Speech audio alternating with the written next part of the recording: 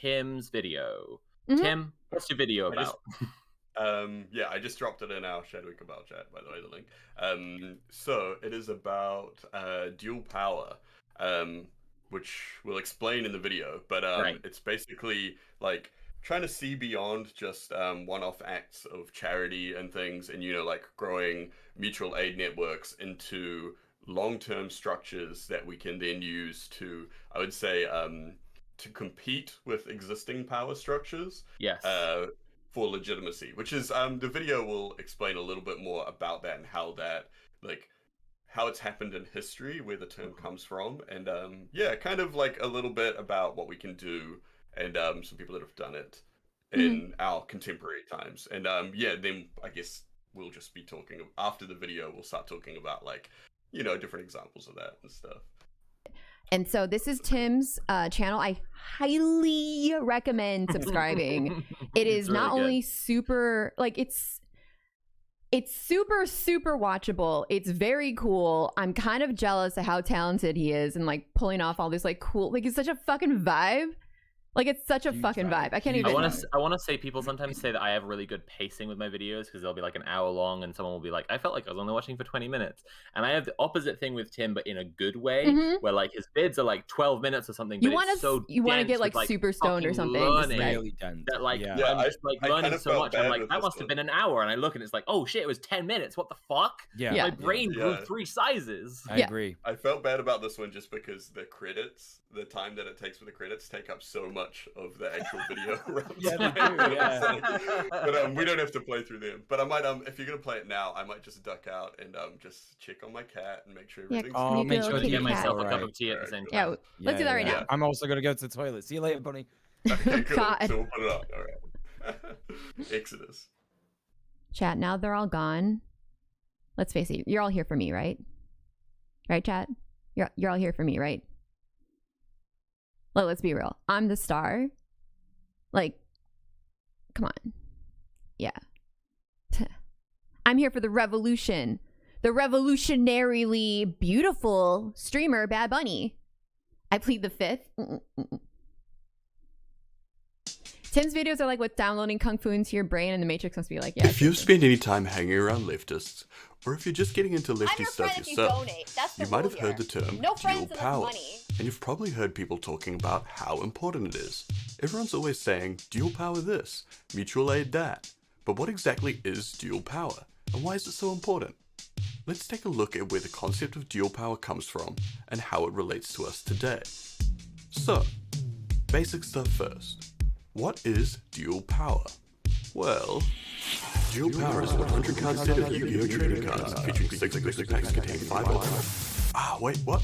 No, that's the wrong dual power. To learn about what dual power is and how it can be effective, first we have to take a short trip back in time to the February Revolution.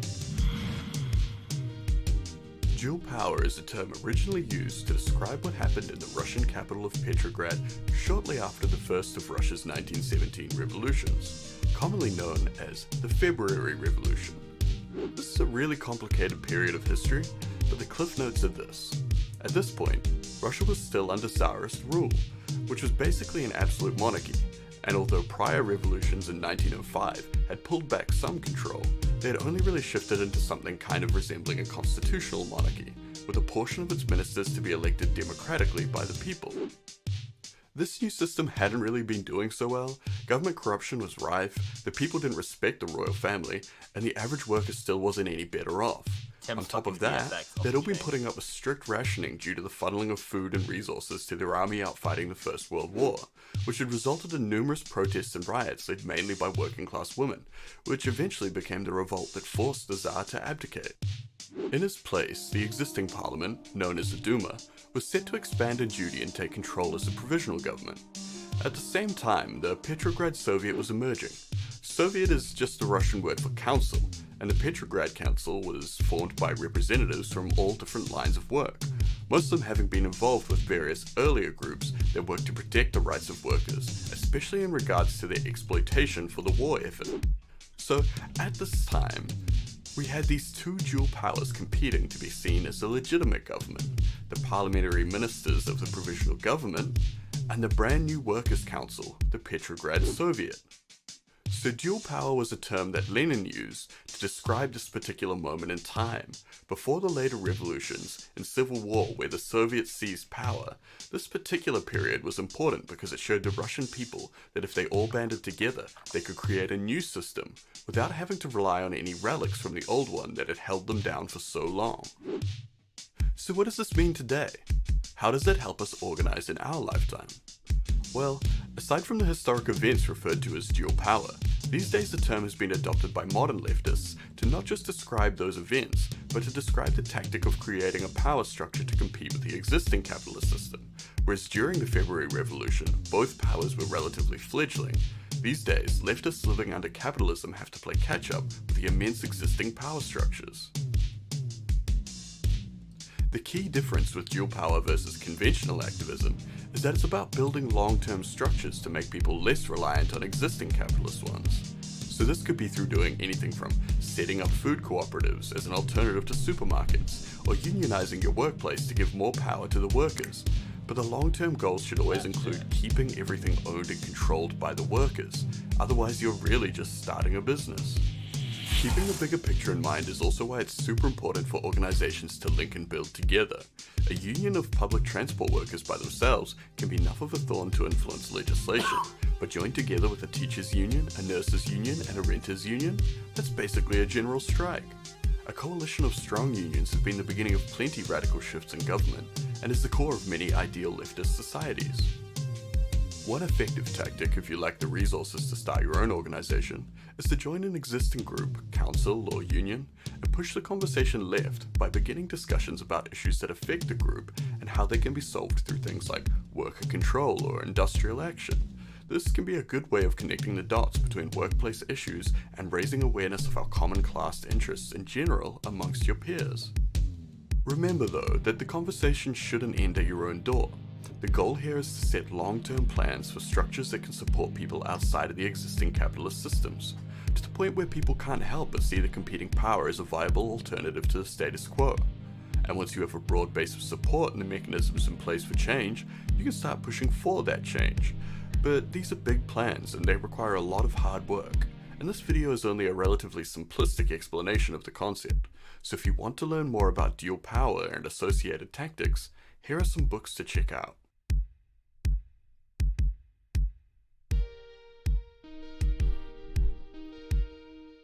Hell yeah. Let's fucking go. That's fucking good. Thanks for watching, everyone. And thanks especially to Niraj Vadgama, I think Dama that's like Sophie, one of the best things to BCE. take away from it. The where you say like this isn't something that should end at your own needs, because I feel like that's a really important thing to point out when we're talking about mutual aid networks, because I think something we were going to talk about was GoFundMe's, wasn't it? We were like, a subtitle for this is like ending GoFundMe's, because we just have this fucking, I mean, in America, right, you have this huge fucking culture of just like anyone has any kind of medical emergency, they have to have a huge fundraiser to get their needs met. And we don't want to have that situation, right? Yeah. Ideally, it wouldn't have to even be a sort of a reaction thing. Like shouldn't have to react for it. It's more like we should be able to prepare for it. And so we can rely on these networks rather than relying on something that's not there that the government isn't providing for us. Yeah, absolutely. Yeah. And that's the thing, right? Like, there's so many, a lot of people, I think, confuse a lot of mutual aid stuff with just like, like trading, like one-to-one, being like, okay, well, right. Like, I need this thing that you produce, so I'm going to trade with you right now. But it's more about like, having like these mutual aid networks that cover everything you need, so that when you need it, you can get it, and you don't like, it's not like with the assumption that when it's the other way around, that you'll just be able to, like you'll be able to provide it to them and all this kind of stuff. And it can be, like just anything, like not just, I don't know. Like, I think it's like a lot of people kind of get a little bit confused about that, but we can get into that kind of. Well, I mean, we can if you want, we can touch on it. Do you want to touch on it right now? Because I found this, believe it or not, Reddit post that actually did a pretty good job of explaining what you're saying. Tell us about it? Yeah. First of all, Reddit can Reddit. be I love okay. this website. Yeah. Have you ever heard of it? Normal. It's great. Oh god, don't do this to me, no. Whoa. Fuck. Should we all do the soy face and point at the Reddit? So I found this post on like mutual aid. What makes mutual aid different from charity? That's the thumbnail. And like somebody gave a pretty good explanation, but then they said something at the end. They said like the easy way to tell if something is charity or mutual aid is to look at the balance of power/resources between participants and to see if everyone involved benefits. If it's unequal, one person is just giving but never receiving aid, it's probably charity. If it's equal and everyone involved is both giving and receiving aid, it's probably mutual aid. And then I'm pointing this out because somebody explains why that's actually not correct. Says, I feel it's important to add that mutual aid isn't a direct exchange, though. You don't have to benefit immediately from your aid. Yeah. It's based on needs and whenever they occur. For example, I can produce an excess of bread with my homies in my grain mill and give it to the local residents. At some point, maybe my mill breaks down and the carpenter who got food from my excess production comes along and helps me repair it. Right. And then they say like, even with the extra steps, I give the flour to the bakery, for example, they give excess bread to the distributor, gives it to the carpenter. I never directly give bread to the carpenter, but he still comes along and helps me because we're a community benefiting from the mutual aid as a whole. It's kind of like a family. Like, you know, your family, you're not you're not like, this is kind of it's just like basic social stuff. Like, but it's funny, isn't it? Can I do a quick book shout out? I was gonna say like Graeber, two Graeber books, right? This one's The Dawn of Everything. The other one I've recommended before is 5,000 Years of Debt. Graeber is an anthropologist and an anarchist, or was, and he's the absolute OG. He has such good stuff to say, but like one thing that he comes back to again and again is like how people before colonialism, largely just across the fucking world, like not a monolith, right? Not everyone lived this way, and he explores that in great detail, but like a lot of people just treated everyone in their immediate surroundings like family, and we're just like, you need that thing, here it is. Maybe sometime I need something, and I know I'll get it from you, and that's fine, you know. It's like mutual aid is our natural way of living, because we just like see people with need something, and we're just like, there you go, sure. That reminds me, I've got to dig up some threads and send to you. I haven't read the latest Graeber book, or the last Graeber book yet, but I know some people that have, some like historians from down here, one Maori and one another guy who's like super well versed on like Pacific kind of history and like social structures and stuff, and there's some really good threads about some things that Graeber said and how he doesn't touch on stuff in like Polynesia and stuff, but some of what our structures kind of back up what he has said a lot. Right. Super interesting. But yeah, like the whole thing about like treating everything like an extended family, that is like a huge thing down here for a lot of Pacific cultures, but particularly for Maori. And it was also like kind of part of the key to our colonial resistance for a long time as well. Just, like there was like a lot of stuff where there were like these kind of disparate factions, like fighting back against the crown, but because of their all, because of what was essentially like expanded mutual aid networks, their resources were able to move a lot quicker than, like you get like the British people or whatever like that, where they're like having to trade for things and do all these things, or even like, like they're like, okay, well, we could get bullets from this guy over here, but it's cheaper for us to get them from, get them sent over from Australia, so it's going to be a couple weeks till we get those or whatever. Right. Whereas in, Maori were just like, okay, cool, well, you guys need food over there, well, sweet. And there's even like a lot of old interactions with, because there was like a lot of one of the earliest kind of groups to start settling in New Zealand, aside from Maori and European, was like Chinese, and you get like, there were like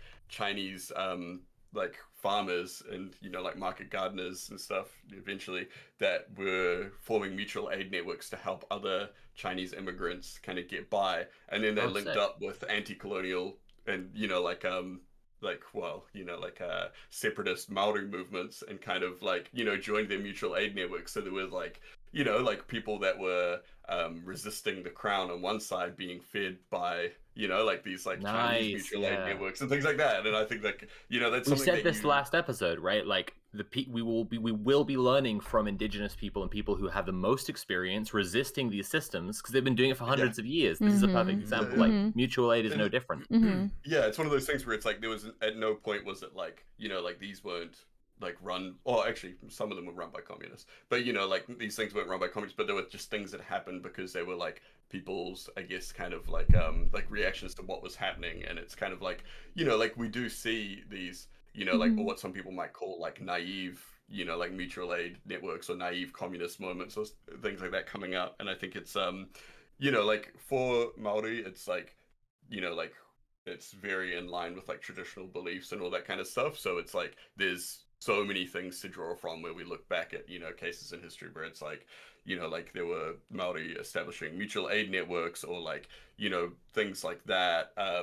That it's kind of like, you know, it's kind of like it's not even like it's hard to separate it into like this is in a relation to, you know, like they did this in reaction to these things because it's just like the way that it is, you know. It's like they were doing it beforehand anyway, like we were always been doing it, which I think is kind of interesting. But yeah, it's like the idea of the extended family is also something that I think we get into. This is something that I wanted to talk about when we were talking beforehand about the way that a lot of like what a lot of people consider like street gangs and things often kind of sprung up out of like mutual aid networks or like community defense networks and things like that.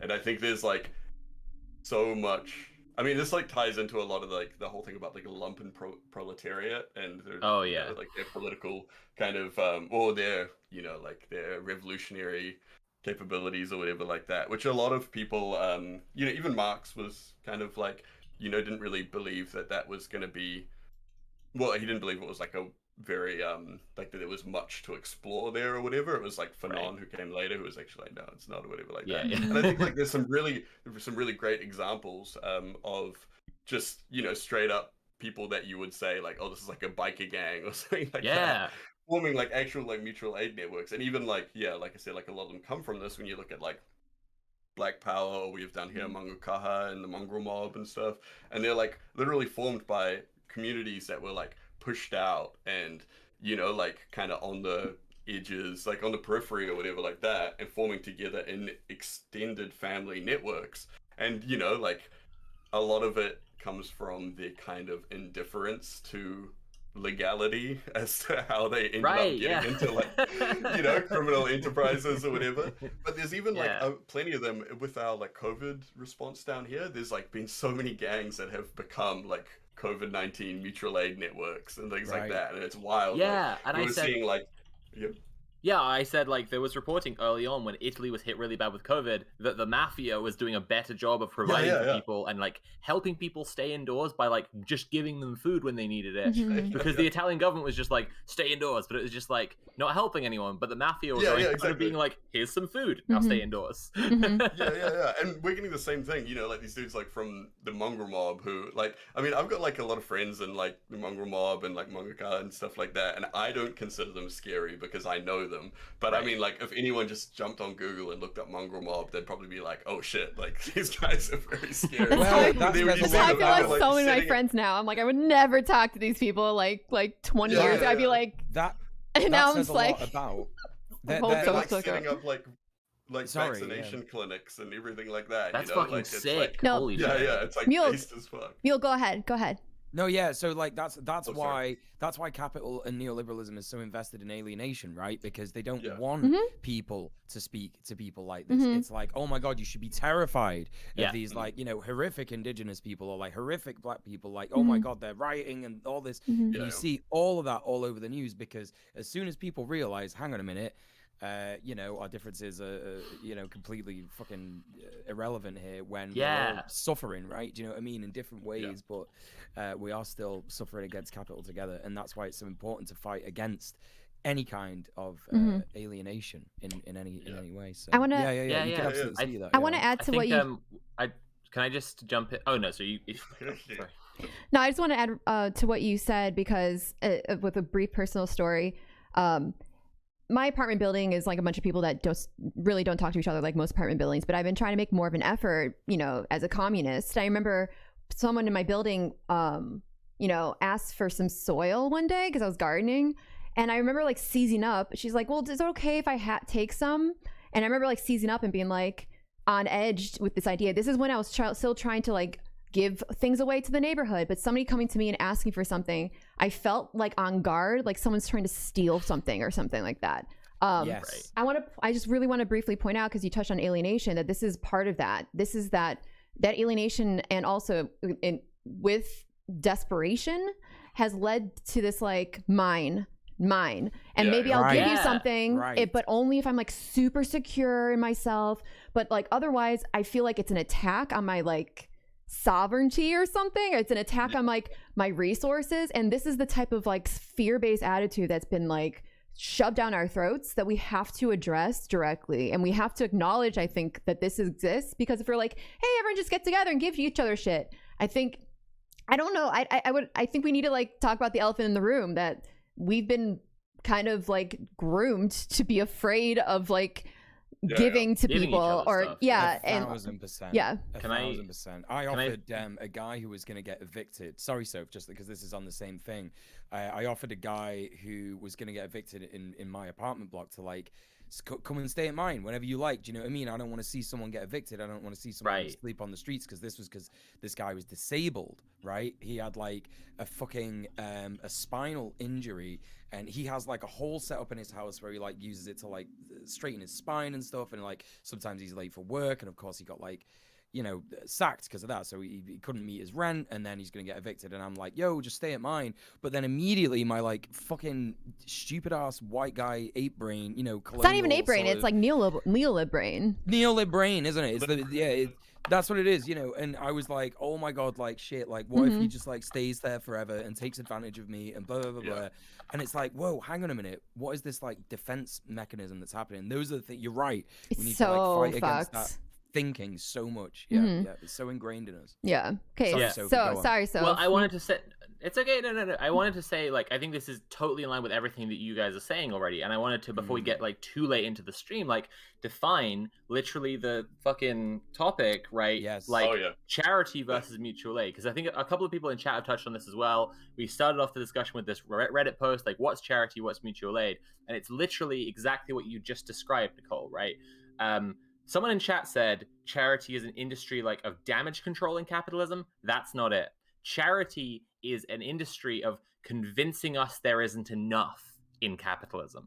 Like the fact that the existence of wealthy philanthropists giving stuff generously to others is there to convince us that that has to be done, because there simply isn't enough to go around. And so like people have to entirely survive on the generosity of these philanthropists. Like if like there was that kind of back and forth in the thread that you read about like ways to tell if something's charity or if it's mutual aid. And I think one way that you can tell often is like, are the resources being like, is allocation of resources being decided upon by the people who need them? Right? Like that's not everything, because literally there are some charities who will just give things to people, but like a vast majority of charities are like, the thing the money goes towards is for us to buy this thing or build this thing that we've decided these people, this is the best way to help them. Right, and also it'll instead look of good like from a PR point of view. Exactly. As well. Yeah. That's getting a little more. The Bill and Melinda Gates Foundation or whatever, and it's all about like, we've developed these things, we've delivered these vaccines, we've built these schools and whatever, and it's just like, well, why couldn't you just like not steal all of the mineral wealth from the same region that you're fucking giving these things to generously, you know? But yeah, I think that's it. Like that idea of like, are they in community with one another? Because that was like in the thread there, they were like the people who, what was it? They said something like the people who are giving and getting involved are also themselves like affected by the issue. And I think that they're kind of clumsily trying to describe people being in community with one another. That's literally the most important thing. In charity, you have, in charity, you have like a better off party and a worse off party. And the basic notion of it is this generosity, which is a lie and serves a purpose within the capitalist system, and all of this. And in mutual aid, you just are in community with one another. Right. That's the most important thing, is the community. And I think I've used the term mutual aid so many times incorrectly now that I'm learning more about it. Like when we did that mutual aid, well, I shouldn't talk about that particular stream because I think it's a little more complicated with like everyone trying to help each other. But like, it's not, correct me if I'm wrong, but it's not mutual aid if I'm giving money to homeless people, right? That's charity, right? Well, yeah, you could, because I'm not homeless. I am deciding to give some of my wealth to someone with no expectation that they'll ever, because although I do feel that fear of homelessness that we all feel, I don't identify with like homeless people as being homeless. You're not in community with them. I'm not in community with them, and I'm certainly not giving them money with any sort of like expectation that this is going to create some sort of like community between us. I'm just trying to like help. You could argue on a technicality that it's like a form of direct action. Action, sure, but direct action is oftentimes conflated with mutual aid, which I wouldn't say is necessarily the same thing. No. I would say it's probably the best case scenarios for charity. I don't think all charities Bill and Melinda Gates Foundation type. It's not. I wasn't trying to like look good in front of a camera. I'm just doing something that I feel I believe in. But ultimately, it's not I'm not building a community, and I'm not saying it's not worth it, chat. I'm not saying that you should like try to be some purist who goes like, I'm never going to give money to homeless people or something. That's not what I'm saying. No, it's not about that. Yeah. When we're trying to build, we're trying to build networks of support so we can actually like rely on them, and we can not have to rely on landlords and employers. It's not going to come in the form of me taking the money I receive from Amazon and then giving it to a homeless person, because that's involving my employer. That's also me not in community with that homeless person. Right. Yeah, it's a different thing. And another good way to tell is just like if you imagine a crisis, right? And it's like, will the charity still be there if like the state fucking collapses, right? And it's like, well, no, right? If the charity you're talking about is a big fucking organization with like paid employees and all of this shit, and then the state collapsed, it would not be there anymore.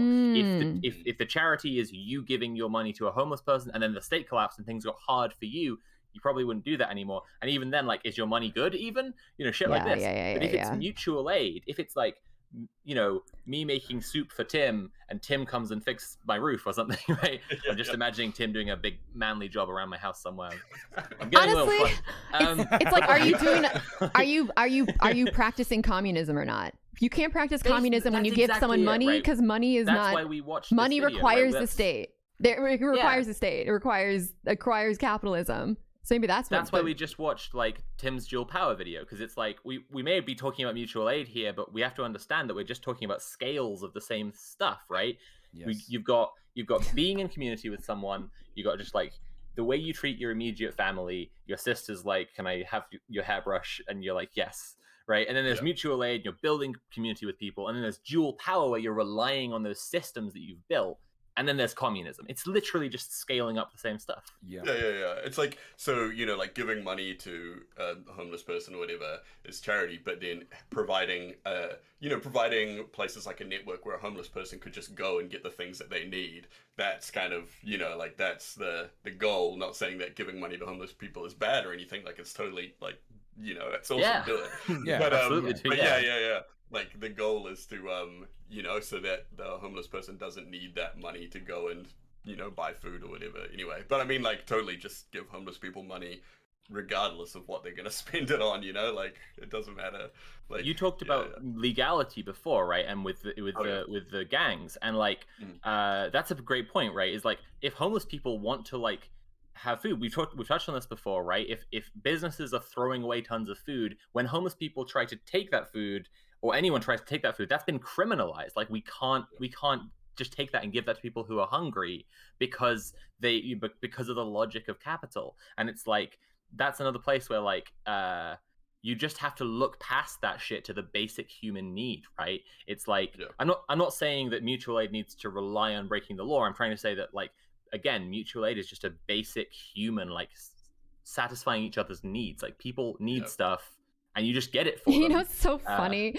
It's like Tim is talking about like how this is like a pretty obvious like thing that indigenous people have known about for a while, but like white people are like, listen, let me tell you something.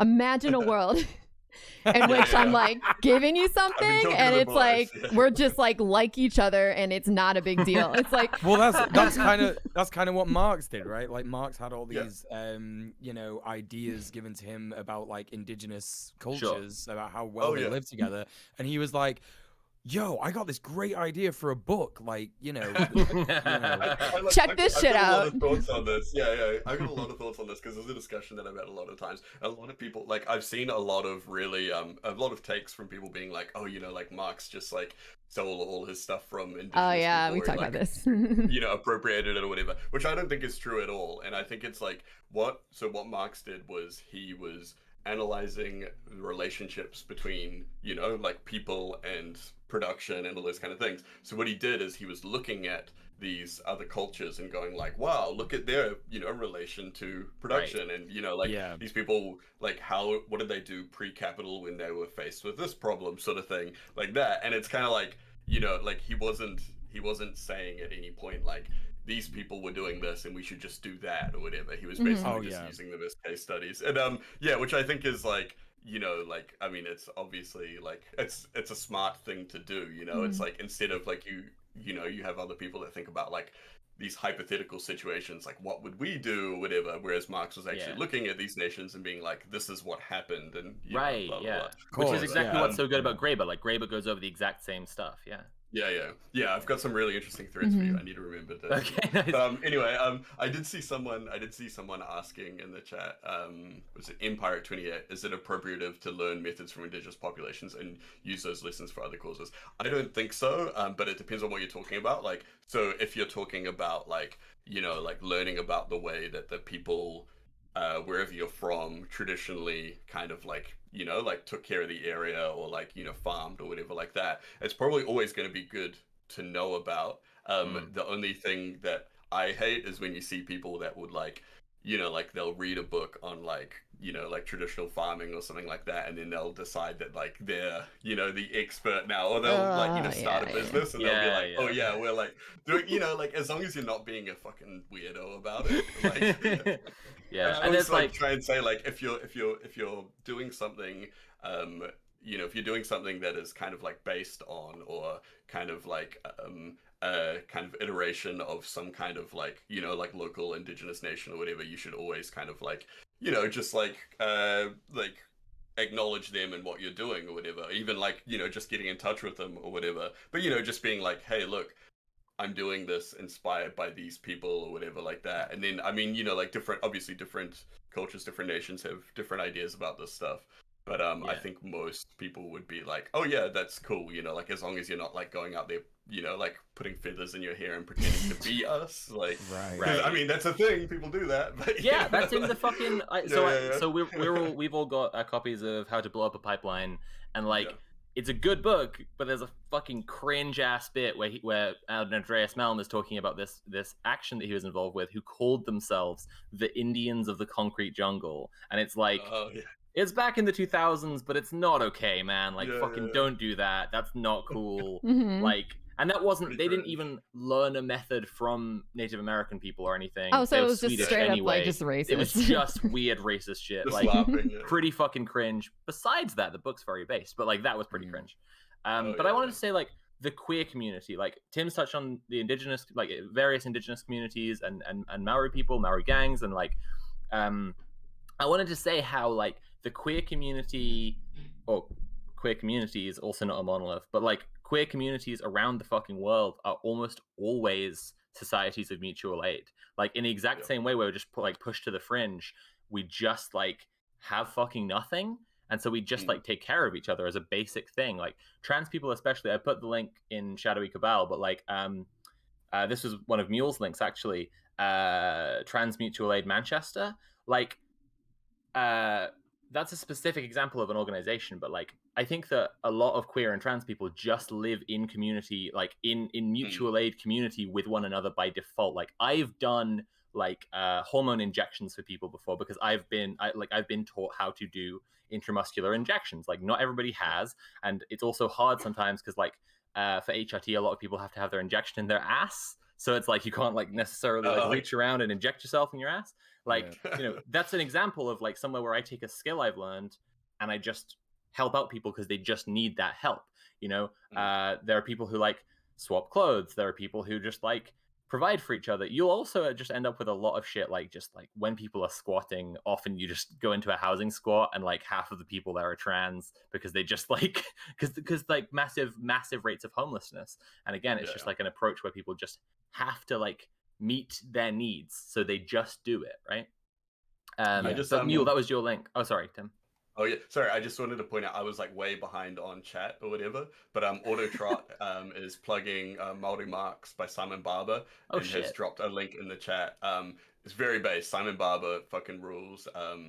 You know, like I was introduced to his work through Emi Rakati, Nice. who I think maybe studied under him, or there's some link there. But anyway, Maori Marks, very based. It's in the chat. If you we should get Emmy on to talk about prison abolition. That would be fucking rad. Yeah, fuck yeah, we should. I keep meaning to ask her. I'm glad someone is at least trying to keep up with chat. Shit.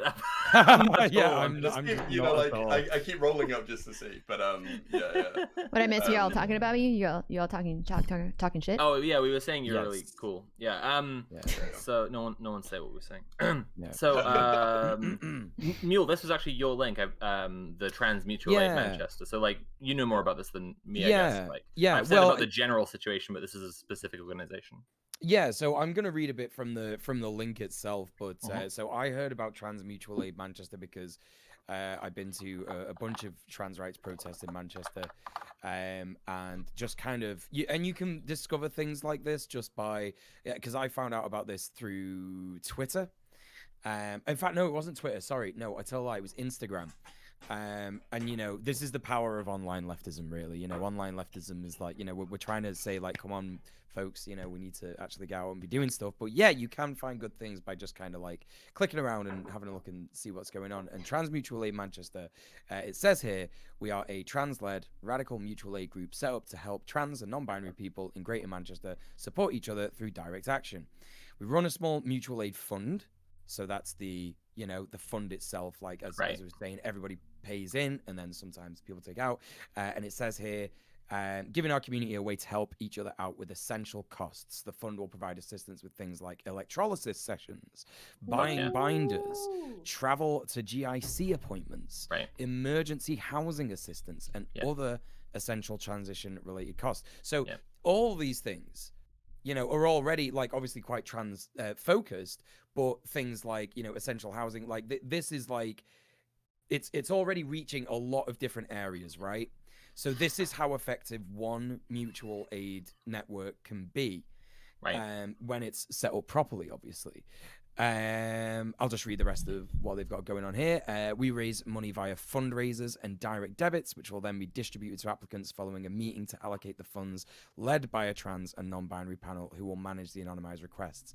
Now that sounds a little bit to me like charity what we were talking about before. Yeah, people making the decisions. Also money. But you know, money will always change the dynamic as well, which is probably because money has to be sourced from capitalism. You have to like exactly. That's the basic issue, right? This is like such an epiphany for me when Sophie, I think we were talking about this off stream one day, but you just painted it so perfectly for me. You were talking about how like these GoFundMes, we are always having cool conversations super in the chat cool around that are really fun and interesting and cool. We save the cringe stuff for this. This is the cringe. Sometimes we like laugh about chat behind their back. That's true. Like remember that one chatter? Don't mention their name. Yeah, no. Oh god, I remember right here, right now. I see them. So embarrassing. But you remember that other chatter? Like, you know what I'm talking about. No, go on, Nicole. Okay. But you like, I think it was like shortly after I did the Trans Mutual Aid. Well, I called it a Trans Mutual Aid, like fundraiser where we raise money for basically trans people and like their GoFundMes and stuff. And you were telling me, I forgot how you put it so perfectly, but it was basically, it made me wake up to the reality that like mutual aid, and tell me if I'm wrong on this, is not constantly being a slave and then coming back and then just exchanging like money, because we are always still reliant on these systems. Like a landlord, me giving you money for rent means that I am going to my slave job, getting money, and then you are giving it to a leech. Like that, it just helps to maintain another day, which I'm not saying that that's like a bad thing, by the way. If you're giving people money through their GoFundMes or whatever, this is oftentimes life-saving stuff. So like life-saving things are good because it's life-saving, right? But it's the difference between, are we building a foundation that can excise us from the reliance on leechy landlords or I think what I said was whip cracking slavers. Thing I said was free people. Like if you give people the shit they need, and then they don't need to go work in a job anymore, they can spend all their time helping other people, and then those people can spend all their time helping other people, right? And it's on and on and on, and it would just be like fucking exponential from there. And that's right? that's the like the long game, as you say. Like it will excise us from the systems of capital, but like obviously to begin with, we're going to have to source things from capital, sadly. Do you know what I mean? Right, at the beginning, but the way I've been describing it a lot recently is like, you have to some degree be willing to jump before you're pushed, because like I'm not telling like folks here to all go quit their job right now and become really like unstable and blah blah blah blah, but like if you can take any moments that you can to be like investing into community, right, and investing into these systems existing around you, right, when shit gets worse and when you don't have what you need, the community will be there, right? Whereas if you're not putting the effort in ahead of time, and then you're pushed and you don't have your job or whatever happens to you, it won't be there, right? And it's just like it's just like, these are things we can look at that are doing work to protect people at the very edge. But it doesn't have to be that. We could just be doing that as our basic way of life. And if we were all doing it, there would be like so much more than everybody needs. And we would just be like having a fucking great time. Yes. Yeah. Chloe says, shifting around the same $3 doesn't address the issue, but an adhesive bandage to help in the immediate moment. Which, by the way, nothing against adhesive bandages needed. Sure. But because I really want to make it very, very clear that this stream right now is not shaming people for asking for money, not shaming people for being like, please help me, I'm getting evicted. You're not like part of, you're not a bad person for doing that. The system is bad for putting you in that situation, and this stream is here so we can start to build a system that will stop us from having to like beg each other. I don't know about you, Chad, but it's fucking demoralizing. It's fucking demoralizing. Well, that would be like the conservative argument of like, oh, you're a socialist, yet you live in a society. So, you know what I mean? So Curious. Similar to that. Yeah. Another book recommendation here that I got ready for this stream, since we were on like the queer community and the way that the queer community already exists in a community of mutual aid with one another, is Towards a Gay Communism by Mario Mieli. Really cool book, and it's just basically like it's just about like bringing in queer theory to communist theory, and like it's a no-brainer when you like start to think about it, but like one of the great things that this kind of explores is like that queer people already just know how to do communism in most cases. Like you'll absolutely always get your bootlicker queers, your preppy fucking Tory queers. They'll be there, but they're a fringe to our community because our community is on the fringe itself, and so everyone here is used to just taking care of with. Oh my God, you're so right. When I was doing the trans mutual aid, I was like amazed that like, well, I don't want to call mutual aid. It was now I know it better. It's like more like a charity. But I saw like so many people that I knew did not have a lot of money. Like I know these people. They're in my community. They've asked others for money. They've asked others for help. They're like working wage slave jobs, and they were the first to donate. And I'm like, I was astounded at like, it was such an aggressive outpouring of trans people just like showing up and like being there. And I'm like, and I knew they weren't rich. I mean, chat, chances are the trans person you know is very much not a rich person. Like very much not so. Statistically, not at all. Right. So it was it was really amazing to see. There was like a thing over here as well where we had like a couple years back. One of the things that Emmy, who we've mentioned on the stream a couple times now, we definitely got to get her on for a thing. Was involved She's so with a based thing about kicking the cops out of Pride. A lot of cool people were really active in that, and it kind of split Pride festivities into like the actually like cool, interesting stuff, and then just like the weird corporate bootlicker kind of stuff. Like there was like this schism or whatever. Absolutely. And there's like, like the kind of lame corporate bootlicking stuff. Like they're getting like, they get like money from all these businesses, and they're like, like your business can get a rainbow tick if you pay them a certain amount of money. And all this kind of shit. Just like dumb shit like that. And then there's like the actual cool stuff run by the cool people or whatever. And so but the way that like the bootlickers or whatever like pushed back was like, like they were saying like, this isn't how we get acceptance, like this isn't how we, like this isn't basically how we kind of become part of the, the hegemony or whatever like that. And it's kind of like this very, like this, like really shitty thing where they're trying to say like, you're not going to be safe if you do this or whatever like that. And I think like the language of the oppressor, they're like, and I think there is like there's some, like I noticed it was like a generational thing where there were a lot of people that, like they fought so hard to get accepted or whatever, and they think this is their thing, like they got to hold on to this or whatever. But I think they were really like hugely outnumbered by people that were just like, well, actually, we're just going to be queer in our own way. I hate to interrupt here, but I think we actually have a guest ready to come in. Okay, very cool, very cool. Let's go. Also, everyone, please welcome to Red Planet here we go. Welcome to Red Planet, our guest, Luna Oi. Luna, you there? Oh, this is not in order. Rearrange it. We promised there would be technical difficulties, and now it's happening. We are delivering. Not hearing anything, Luna. We'll let you know when we can hear you. But I was gonna say something. Might as well just keep chatting. So really briefly, if we could, if someone in the chat, goody two shoes, maybe we'll give you like a gold star or like 1,000 bunnies or something, because that's our extreme currency, to compile a list of the reading recommendations that I'm not going to provide reading recommendations for the most part, because I'm like still one of those people that is like needs to start reading more, but like for the rest, Nicole's one of the people I'm sending the books to. No, I appreciate it. It's like I need to like get on it, because but for the rest of everyone on the stream, if someone in the chat could like compile what people are recommending reading wise, if we can have that, that'd be great, because at the end of the stream, I think maybe on our Twitter, red_planet_TV, we can post a list. Would that work?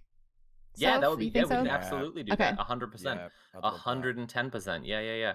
I have. Speaking of book recommendations, since we're waiting for Luna to fix her technical problems, I wanted to point out a couple of quick things to like point people in the direction of mutual aid.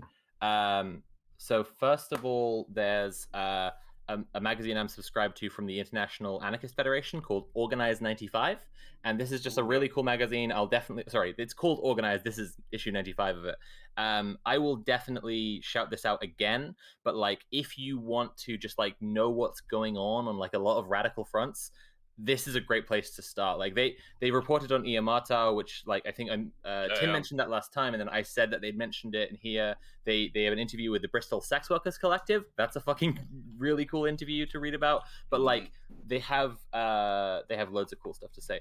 Another one, and I will recommend this again, is the Squatters Handbook. This will be available in like any anarchist bookshop you can find, and this is the you can't really see, but this is the 14th edition, because in the UK like law around property rights can move fairly fast, and like so they update it and republish to make sure they're up to date with the most recent stuff all the time, and so that like people can have all the information that they need. There's sections in there to do with immigration, to do with like property guardianship and why you shouldn't do it, how to squat, like how to like find a place, how to protect it, all of this shit, and like it's really, really cool. So that's the Squatters Handbook, and that's Organized magazine by the Anarchist Federation. And then I guess just this is I meant to shout this out after Tim's video, but like if you want to read about dual power and the theory behind it, you might want to pick up some of my boy Lenin. Yeah. Are you a I said just before the Leninist? stream- Does this mean my you're a God. Leninist? I Sophie said just before the Leninist stream, arc. swinging from one thing to another. I got the Anarchist Federation, Lenin, but like they're both really good resources, and people should check them out. It's almost like what we were saying before about not necessarily needing to have, you know, this definition of, you know, exact communism in order to back a movement and Yeah, learn more about exactly, it, right? exactly. You know. I'm gonna the book that I read for making. I'm gonna that hop into video. the waiting It's room and so try and bad. figure out Luna's stuff with her. Oh yeah, that's a great idea. So you all carry on without me. Okay, sounds Okay, good. Sounds sweet. good. No worries. Yeah, when I was making that video, All right. I read. I'm not changing. I'm not messing with the overlay again. I'm not touching Don't it. mess with it. Oh, I'm okay, not. okay. I can't do another rearrange. I'm gonna Yeah. cry.